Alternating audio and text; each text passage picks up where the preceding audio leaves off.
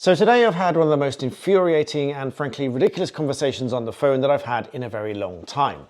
I'll say that it was with the bank, but that comes with a very big but, which is obviously the point of the video. And there's a reason that I know it was the bank, and that'll become clear as well. And there is also a very good reason that this was a ridiculous phone call, which is the point of the video. But let's wind all the way back to the beginning and start with some very basic safety and security discussions that we should all take notice of. First of all, we're here on Black Belt Secrets, so please do subscribe if you aren't already. I am Daniel Shensmith, a barrister of England and Wales. I run the Black Belt Barrister channel, which some of you may be familiar with.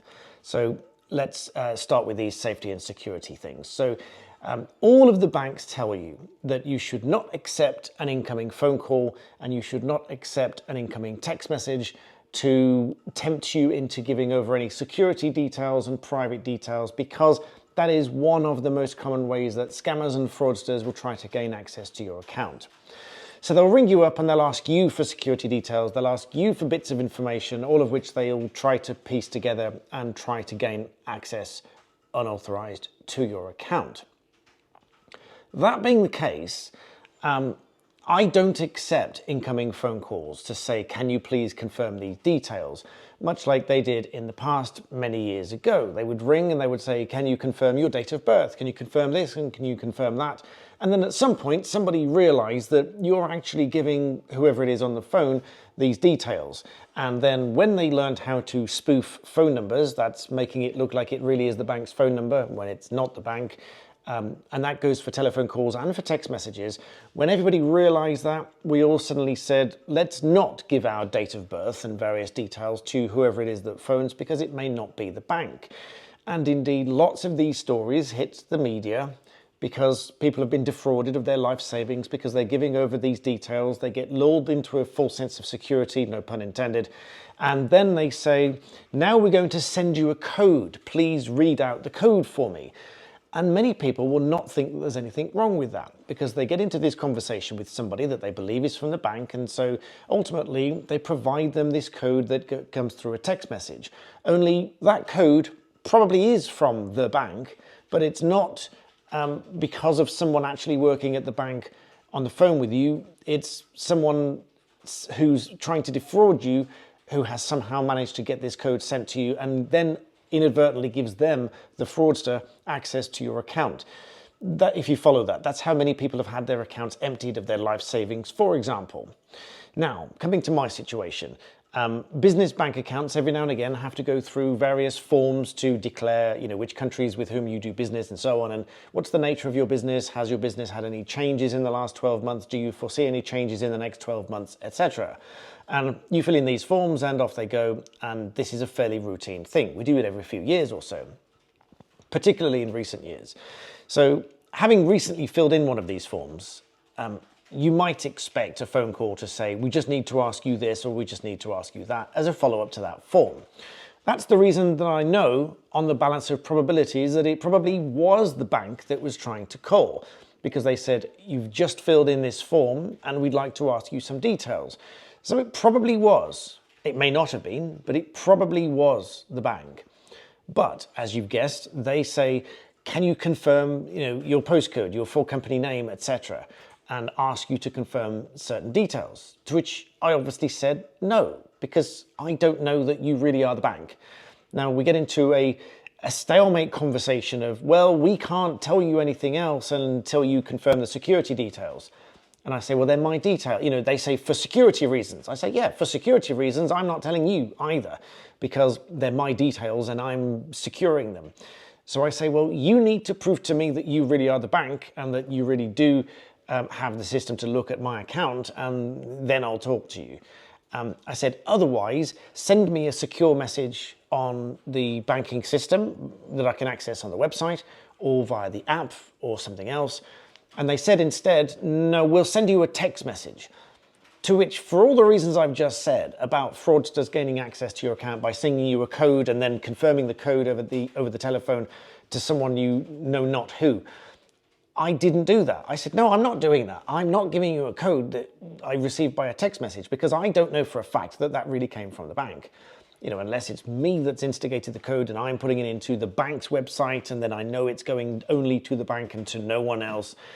But the irony of all this is the banks themselves on their own websites say, do not give these codes to anyone that rings you up.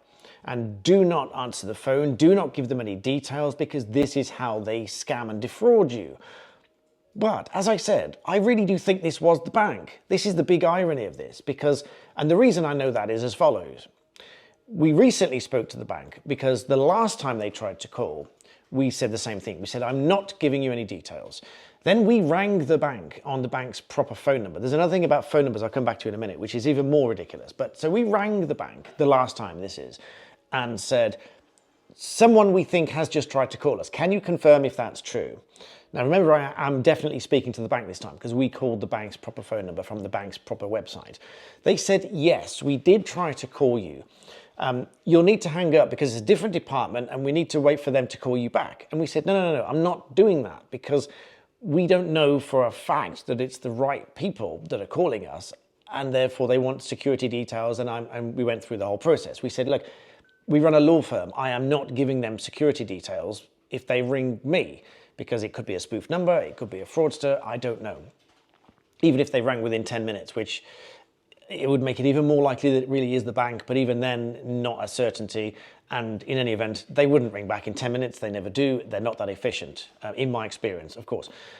So we said, no phone calls, no text messages, only communicate via the secure messaging system on the website, logged into the bank, which is what it's there for. It's a secure messaging system. That is what it's there for. Or via the app, a secure message on the app, because it's definitely the banking app. We definitely logged in. It's definitely secure. It's definitely them, not going to any fraudsters and not going anywhere else. The last time, remember, this was when we spoke to them, they said, okay, fine, we'll make a note on the system, no phone calls and no text messages. We'll send you the message in the app. No message came, not on the internal system, on the secure messaging, not on the app, nothing. And that was weeks ago. Today, we receive another phone call. Same thing, same deal. We need to confirm your security details. And I said, well, you confirm it. You rang me. You rang my number. If you really are the bank, you know that this is my number. You rang me, you confirm the details. No, we can't do that because of, security. Yes, it's security. And we went through the same thing again and again. And so we're going around in circles. But as I said, for the reasons I think they're calling, I really do think it is the bank. But I'm still not prepared to go outside of my own guidance. In fact, the bank's own guidance. My guidance as a barrister to protect your accounts is don't talk to anyone when they phone you out of the blue, and don't respond to any messages that come out of the blue, and certainly don't combine the two and give any messages or codes in a message to someone on the phone that came out of the blue. That is precisely how these fraudsters get access to your account, and they manage to compromise your account and empty it of life savings. So I'm not prepared to do that, even though I know on the balance of probabilities it probably is the bank that's calling me. I am not prepared to go outside of my own advice. That would be fairly hypocritical and carries the risk of compromising the account. However much I really think it is the bank, on the 1% that it might be wrong, that is a fairly severe consequence for a law firm to lose access or have access compromised to its bank account, whereby all of the funds are in there. Obviously, we don't hold client funds because barristers and barrister entities cannot do that. Only solicitor firms can do that, but that's perhaps a story for another video. Holding money on account is akin to a trust, and we can't hold money on trust. That's another story. Nonetheless, they are fees for advice, they're fees for representation, etc., etc. So we can't do that. And so I refuse to do that. So now we're in this stalemate. So again, we said, just send it on the website or send it on the app as a secure message so we can log in and respond to it. They said, no problem. Well, they didn't say no problem. After about 15 minutes of talking about it, they said, okay, we will send it securely within 10 minutes. And then we can respond to whatever it is they wanted through the website. As you guessed it, nothing's come through so far, which leans the needle towards potentially fraudulent. It probably isn't, because they're just talking about this form that I mentioned earlier. So it probably is still the bank, but still not efficient enough to actually follow through on what they said they were going to do. Because we've still not received any message, we've still not received any requests or questions or follow-up or anything else. So now I expect another phone call in the next few days or week or two, and maybe have the same conversation again. And so if you work in a bank and you're watching this video and you have anything to do with the management of the systems and security of how these banks organize the contacting of customers to ask questions and confirm things about the account, I implore you, please have a think about the processes the bank has in place, because they go against the bank's own guidelines. On the one hand, they say, don't take random phone calls from people you don't know because the number can be spoofed.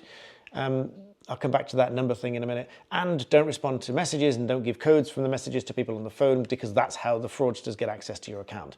That's what the bank's guidance says. And yet, when they do ring up, and I really think it is the bank, that's what they want.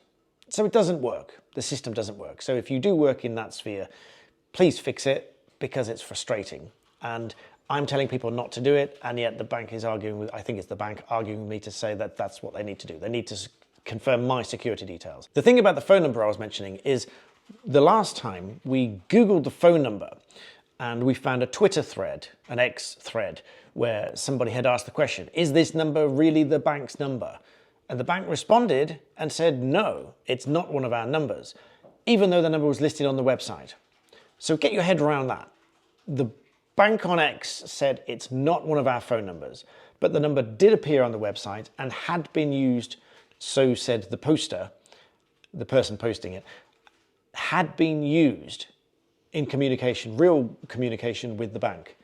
So you can't even trust the bank's messaging on a public platform to say, this is not one of our numbers, because it was. And so if you can't trust that, and it's telling you that it's not one of their numbers when it really is one of their numbers, how can you trust it when they ring you up to ask you security details? It blows my mind. It's utterly ridiculous in the day and age that we're in now. This should not be that difficult.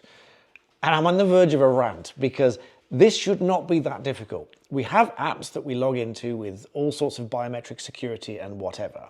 There are so many ways of making this secure. There are so many ways of making it easy. So if anyone watching has any influence over any of that, please fix it. But if you're watching at home and you get a random phone call from the bank, I would say stick to the guidance. Don't confirm your details. Don't confirm your date of birth and your postcode and your business name or your address and things like that. Don't confirm them, because you don't know that it's really the bank. Let me know your experiences in the comment section below, and hopefully, eventually, they'll fix this. But in the meantime, I hope you found that vaguely interesting. Thanks for watching.